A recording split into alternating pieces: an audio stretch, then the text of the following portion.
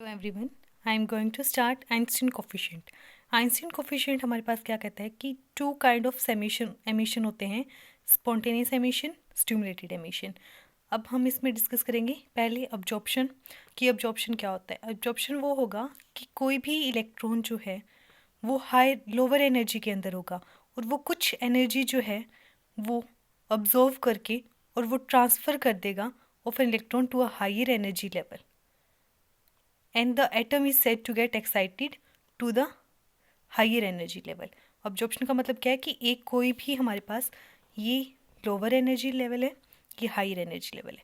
तो lower energy level में अगर कोई भी इलेक्ट्रॉन हमारे पास पड़ा है तो कोई भी वो फोटोन एनर्जी लेगा और वो क्या चला जाएगा, एक्साइटेड स्टेट में चला जाएगा और उसे हम बोलते हैं क्या है, अब्जॉर्प्शन। तो नंबर ऑफ अब्जॉर्प्शन जो है per unit volume and per unit time क्या होगा, N1 B12 mu omega T. B12 जो वो क्या है, आइंस्टीन कोफिशिएंट। और आइंस्टीन कोफिशिएंट क्या किस पे डिपेंड करता है, वो पॉपुलेशन डेंसिटी के ऊपर डिपेंड करता है and energy density of the field के ऊपर डिपेंड करता है।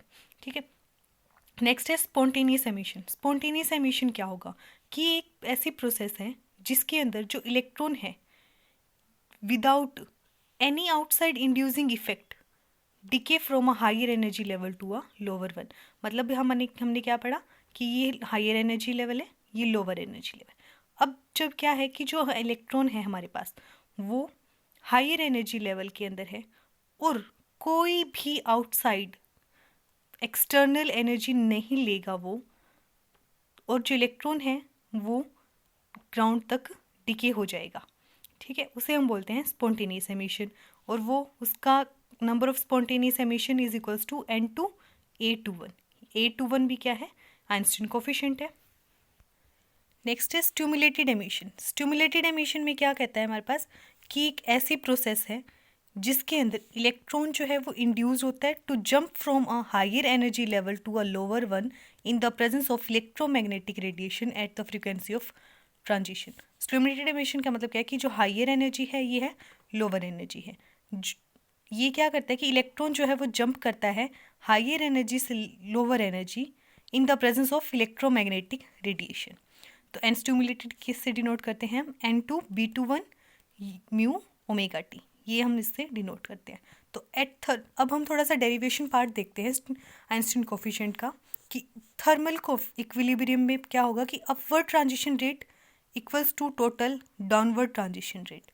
तो ट्रांजिशन रेट अपवर्ड में क्या थी हमारे पास, N1 B12 mu omega T is equals to N2 A21 plus N2 B21 u omega T. ये हमारे पास क्या होगी, इक्विलिब्रियम स्टेट दिखाती है। अब इस इक्वेशन को हमने क्या करना है, थोड़ा सा सिंप्लीफाई करना है। किसके लिए हमने निकालना क्या है, आइंस्टीन कोफिशिएंट। तो हमने क्या रिलेशन निकालना है, मतलब तो इसको अब्जॉर्प्शन जो है हमारे पास वो हमने एक तरफ रख दिया, स्टिमुलेटेड एमिशन स्पॉन्टेनियस एमिशन को हमने एक साइड रखा और बाकी को हमने एक साइड लिया है। तो इसमें से यू ओमेगा टी बाहर निकालिया, N1 B12 minus N2 B21 is equals to N2 A21। अब यू ओमेगा टी है, इसको हमने क्या किया कि N2 A21 है, इसमें से N1 हमने N2 कॉमन निकाल लिया और ये हमने इसको सॉल्व कर लिया। अब यू ओमेगा टी है, A21 हमने लिखा, N1 N2 हमारे पास क्या बच गया, N1 N2 B12 minus B21। तो बोल्ट्जमैन ला हमें क्या बोलता है कि N1 by N2 is equals to G1 by G2 exponential H cut omega upon में KBT। हमने क्या अज्यूम किया कि G1 is equals to G2 है, मतलब G1 G2 क्या है, नंबर ऑफ सेल्स होते हैं, तो G1 G2 इक्वल हो गए।